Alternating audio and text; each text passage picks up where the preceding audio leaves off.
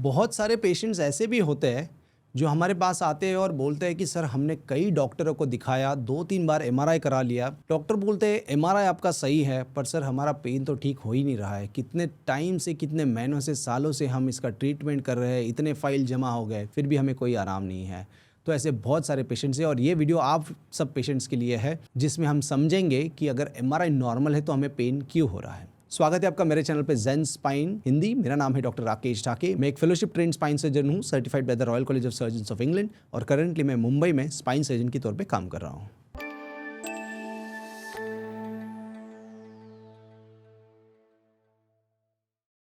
तो देखो, सबसे पहले तो ये चीज़ समझना ज़रूरी है कि अगर आपको प्रॉब्लम है, इसका मतलब ऐसा नहीं कि वो हर समय एमआरआई में दिखना ही चाहिए और वो हमेशा जो एमआरआई में है वही पेशेंट्स को रहेगा, ऐसा ज़रूरी नहीं होता है। इन जनरल मेडिसिन फील्ड में 1+1=2 ऐसा हमेशा नहीं होता है। कभी कभार देयर आर मल्टीपल प्रॉब्लम्स या मल्टीपल इश्यूज होते हैं जिसकी वजह से पेशेंट को वो प्रेजेंटेशन होता है। मतलब अगर किसी पेशेंट को डिस्क बल्ज है तो उसका पेन उसी की वजह से है, या किसी को पेन है और उसको डिस्क बल्ज नहीं है, तो ऐसा हो सकता है। तो ये ज़रूरी नहीं है कि आपके पेन या आपका प्रॉब्लम हमेशा एमआरआई स्कैन से एक्सप्लेन हो। पहली बात तो ये है। अगर आपने एक बार एमआरआई करा लिया है और वो नॉर्मल है, नॉर्मल मतलब हल्का उसमें कुछ डीजेनरेटिव चेंजेस रहेगा, माइल्ड डिस्क बल्ज रहेगा, और वैसा अगर वो है तो मैं सजेस्ट करूँगा प्लीज़ बार बार एमआरआई करना तो पहली बार बंद कर दे। वो चेंज नहीं होने वाला है unless your symptoms have changed majorly. तो सिम्टम्स हैव चेंज्ड देन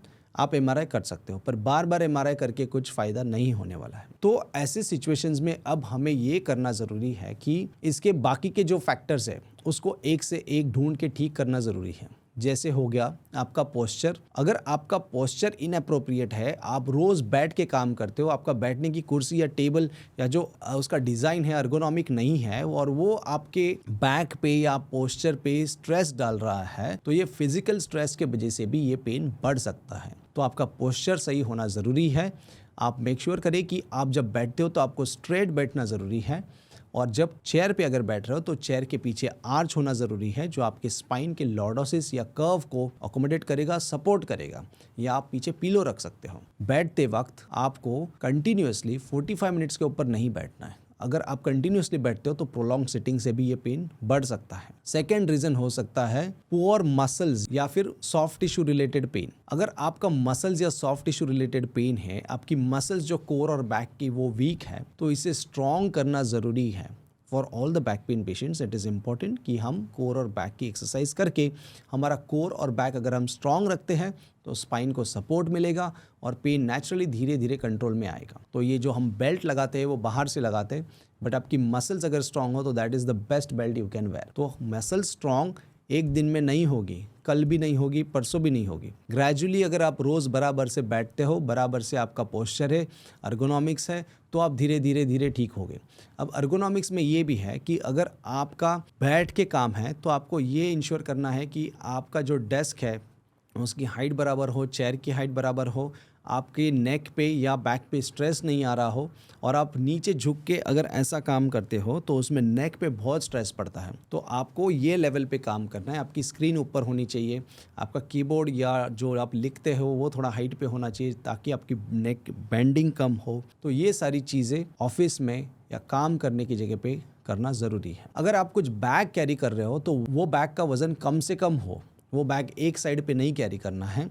पानी की बोतल, लैपटॉप, ये जो इम्पोर्टेंट नहीं है इतना, वो आप घर पे छोड़ सकते हो या ऑफिस में छोड़ सकते हो। जो ज़रूरी है प्लीज़ उतना ही कैरी करो, और वो जो सैक दोनों साइड पे इक्वली वेट डिस्ट्रीब्यूट करेगी वो आपके लिए बेहतर रहेगी। इसके अलावा लाइफस्टाइल में चेंजेस करना बहुत ज़रूरी है। जैसे हो गया स्मोकिंग, ये एक बहुत ही बुरी चीज़ है और स्मोकिंग से बैक पेन बढ़ सकता है जो हमें एमआरआई में नहीं दिखेगा, पर इससे उसके न्यूट्रिएंट वेसल्स जो होते हैं वो सिकुड़ जाते हैं, उसकी वजह से ब्लड उनको कम पहुंचता है, ऑक्सीजन कम पहुंचता है, तो डिस्क रिलेटेड इशू बढ़ सकते हैं, पेन बढ़ सकता है। तो smoking is very bad for you. Then stress, any kind of emotional, mental, physical stress अगर आपको है तो स्ट्रेस की वजह से ये प्रॉब्लम बढ़ सकता है। तो प्लीज़ आप जो भी कुछ कर सकते हो स्ट्रेस को मैनेज करने के लिए वो करना ज़रूरी है, जैसे कि हो गया योगा, मेडिटेशन मॉर्निंग में, which will just make you feel better from with in.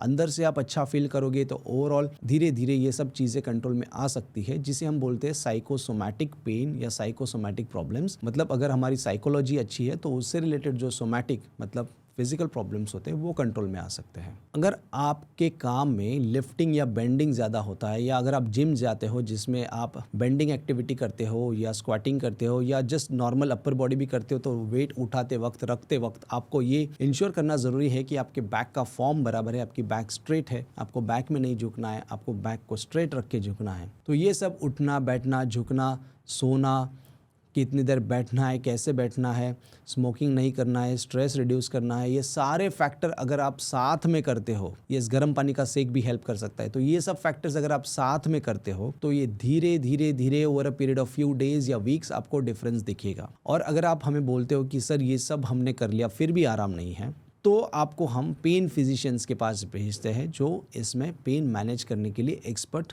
Physician या डॉक्टर्स होते हैं। पर इसके अलावा और ऐसे केसेस में कुछ करने जैसा नहीं होता है। कई पेशेंट्स तो बोलते हैं सर उसमें तो थोड़ा बहुत वो डिस्क दिख रहा है तो वही हमारा प्रॉब्लम हो सकता है, क्या आप हम उसको सर्जरी नहीं कर सकते हो?